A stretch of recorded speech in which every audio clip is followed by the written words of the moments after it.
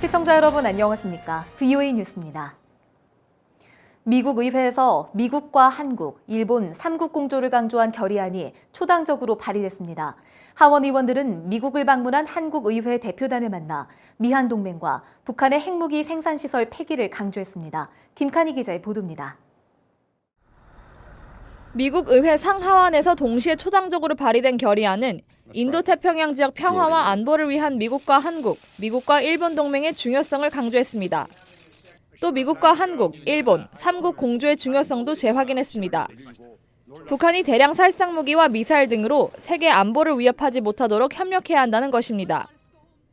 또 유엔 회원국들과의 협력을 통한 3국의 대북 제재 이행과 북한의 인권 개선 증진을 위한 협력의 중요성을 강조했습니다.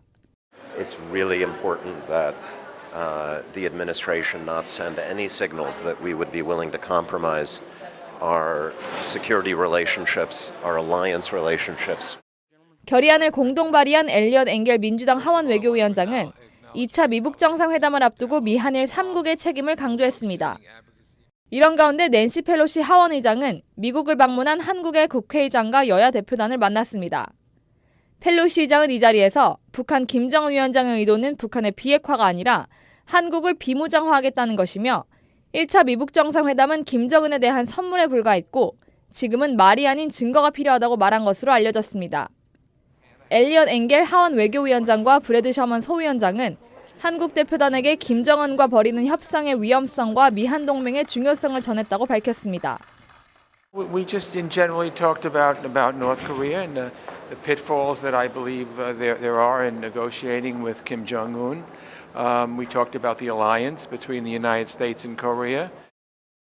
I talked about how we should be prepared to settle for a limited number of highly monitored nuclear weapons and a shutdown of the facilities to make more nuclear weapons.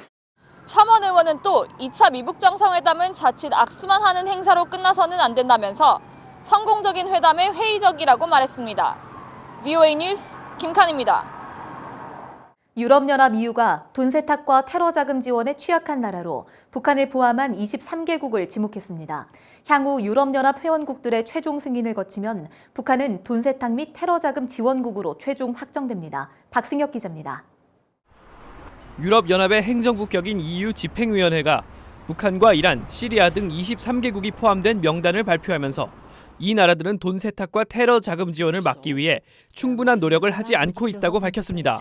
The European Commission adopted today a list of 23 third countries with weak rules against money laundering and terrorism financing.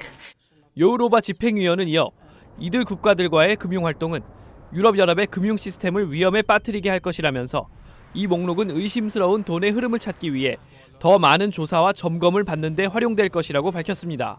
We have concluded that making financial and banking transactions with those countries could expose our EU financial system to high risks of money laundering and terrorist financing. 그러면서 유럽연합 금융기관들은 해당 국가들과 거래할 때 현행보다 강화된 실사를 적용해야 한다고 밝혔습니다. 이번 대상에는 사모아와 괌 등 미국령도 포함됐는데 미 재무부는 국제 자금 세탁 방지 기구와 다른 결정이라면서 즉각 반발했습니다. 한편 북한은 돈 세탁과 테러 지원 방지를 위해 프랑스에 설립된 국제 자금 세탁 방지 기구에서도 최고 수준의 제재를 이미 받고 있습니다. 국제 자금 세탁 방지 기구는 지난 2011년 북한을 주의 조치에서 최고 수준인 대응 조치로 상향 조정한 이후 8년 넘게 이를 유지하고 있습니다. VOA 뉴스 박승혁입니다. 미 국방정보국 DIA가 북한을 우주 안보 분야에서 잠재적인 위협 국가로 꼽았습니다. 국방정보국은 11일 공개한 우주 안보에 대한 도전 보고서에서 북한과 이란을 적시해 전자적 수행 능력이 있고 이론적으로는 미사일과 위성 발사체 등을 사용해 위성들을 겨냥할 수 있다고 지적했습니다. 특히 북한은 궤도 진입이 가능한 탄도미사일과 우주 발사체를 보유했으며 위성 항법 시스템과 위성 교란 등의 활동을 해왔다고 밝혔습니다. 유엔 북한인권조사위원회가 지난 2014년 최종 보고서를 통해 북한의 인권 유린 중단 등을 촉구했지만 북한은 전혀 이행하지 않고 있다는 비판이 이어졌습니다.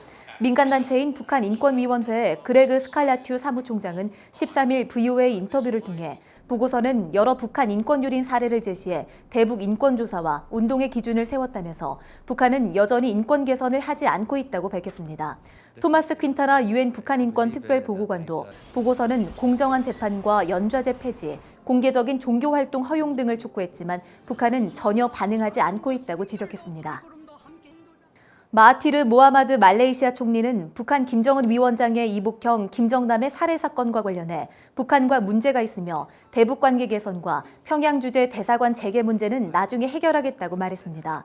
마하티르 모하마드 총리는 12일 김정남 암살 2년째를 맞아 북한 문제를 어떻게 해결할 것이냐는 기자의 질문에 이같이 답했다고 말레이시아 언론들이 보도했습니다.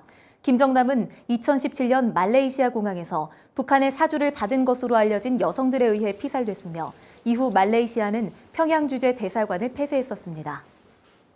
VOA 뉴스 마칩니다. 시청해주신 여러분 고맙습니다.